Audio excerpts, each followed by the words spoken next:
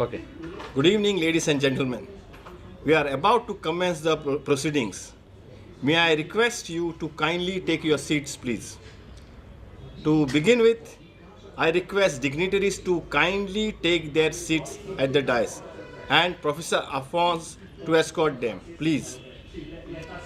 Advocate Naren Savaikar, the Honorable Chairman of Goa State Law Commission, Advocate Umesh Rao, eminent practicing lawyer, and Mr. Khalid Ahmed, proprietor of Broadway Publishing House. I request them to take their seats, please. Now I request Professor Aviclet Alphonse, the first speaker of this evening, to take the floor and to do introduction and presentation of this book. Ladies and gentlemen, Professor Aviclet Alphonse. Mr. President, Advocate Narendra Savaikar, Chairman of Goa State Law Commission, Learned Advocate Umesh Rao, Khalid Ahmed, proprietor of Broadway Publishing House, distinguished members of audience, ladies and gentlemen. May I begin by greeting with very special feelings Dr. Wilfred Mesquita, who is among us and honors us with his presence. Also, Dr. Miguel Reis, friend and colleague in the task of this book, who has come all the way from São Paulo, Brazil, and shows such lofty sensitivity and is steadfast in observance of propriety by keeping dignified distance from our internal matter and processes. Mr. President, friends, allow me to address a few words of personal greetings to him. Sr. Dr. Miguel Reis, abraço de boas-vindas, de reconhecimento e gratidão por tudo. Obrigado. Permit me some other introductions as well. Although many of you in the audience are sure to know the dignitaries on the day better than me. Advocate Narendra Savaikar, a lawyer by profession, is well known in Goa as a socio-political activist committed to the larger causes of progress and advancement of our land and of our country. As the current chairman of the Goa State Law Commission, he bears, along with the other members, the weighty expectation of finding ways to untie whatever knots in laws and legislation that we confront. It has been my privilege to know him since his college days. Indeed, I count him among the few good old students of mine. Advocate Umesh Rao is a thorough professional, a practicing lawyer in the old fashion of no shortcuts to integrity. True to the noble dictate of his calling, he answered the call of values as well, by treading the righteous path shown by his ancestors as well. Foremost among them, his grandfather, Desembargador Shivrama Golgonda Rao, a legal luminary of his time, Bacharel e juiz do Tribunal da Relação from 1946 to 1951. And Khalil Ahmed, he is best described as a matchmaker, a strange cupid between books and the readers. I can vouch for what I am going to say next. Well beyond and well before his business venture, the Broadway Publishing House, he was passionately in love with books. So books are not only his business, they are his passion. What an honor then to welcome such friends. And in fact, such a learned, dignified audience. Legal minds, supportive friends, citizens who are aware of things.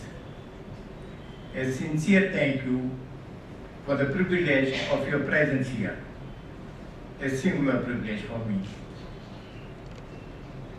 This book is essentially a technical book on law and jurisprudence pertaining to the much debated question here of having or acquiring Portuguese citizenship by a class of persons who are Indian citizens, namely those persons who were born in the erstwhile Portuguese colonial Estado de India and their descendants. Therefore, the scope and usefulness of this book transcends Goa. It extends beyond the boundaries of Goa. In fact, it goes into all the territories that have constituted the state of India. A rather pompous designation for the aggregate of Goa, Daman, Diu, Dadra and Nagar Haveli when they were colonial possessions of Portugal.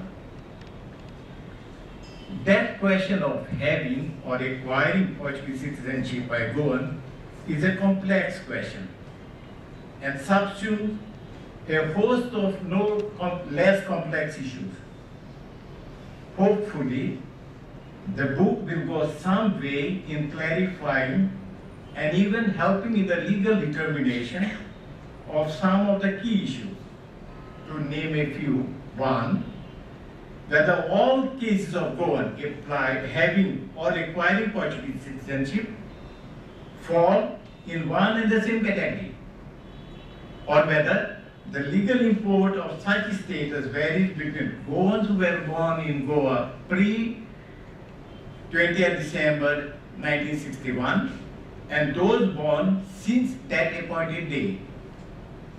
Two, whether the old Portuguese citizenship of old Goans, that is Goans born prior to the appointed day of 20th December 1961, was ever removed or withdrawn at all, ex lege, by any valid disposition in India or in Portugal, or whether it was in fact individually and voluntarily renounced by those Goans in accordance with the procedure stipulated by the respective law in that regard.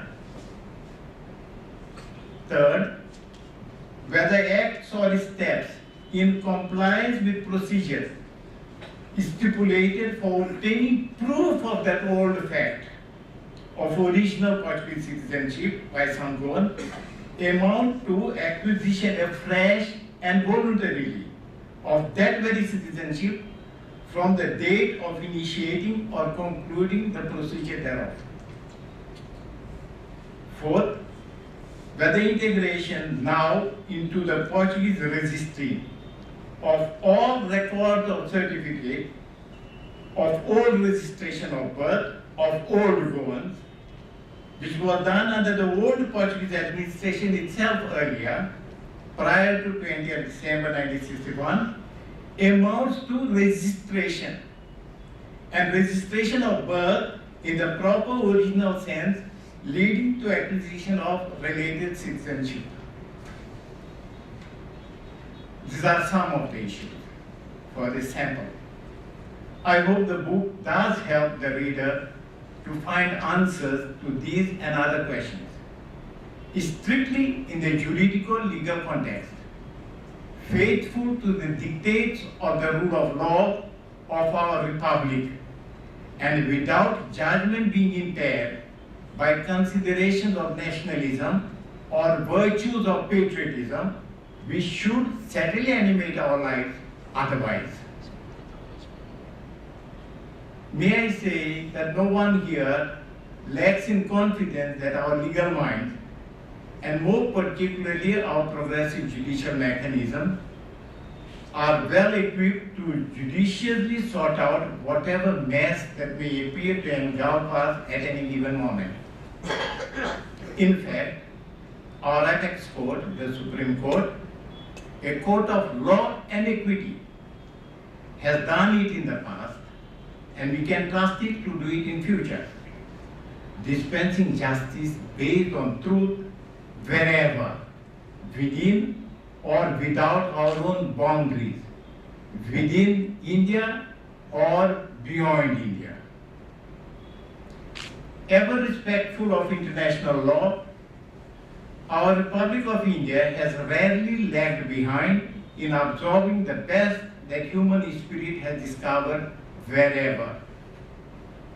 And if that outlook and approach have stood us well even in the past, certainly we cannot shun that wise path now when we are placed in an already globalized world.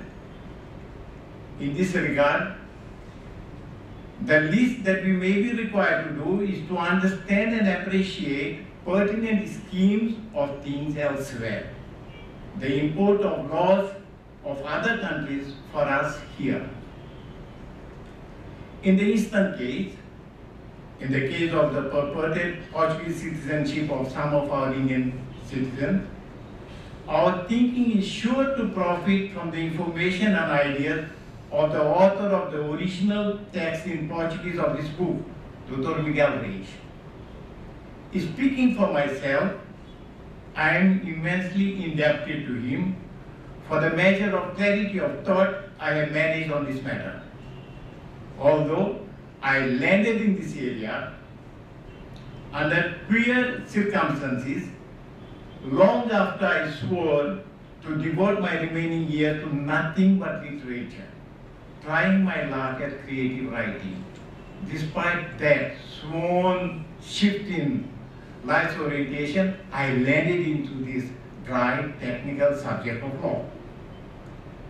To keep a long story short and sharp, I got into doing this book mainly in solidarity with Dr. Miguel Reis during a personally testing time. I thank him for accepting the gesture of friendship. Thank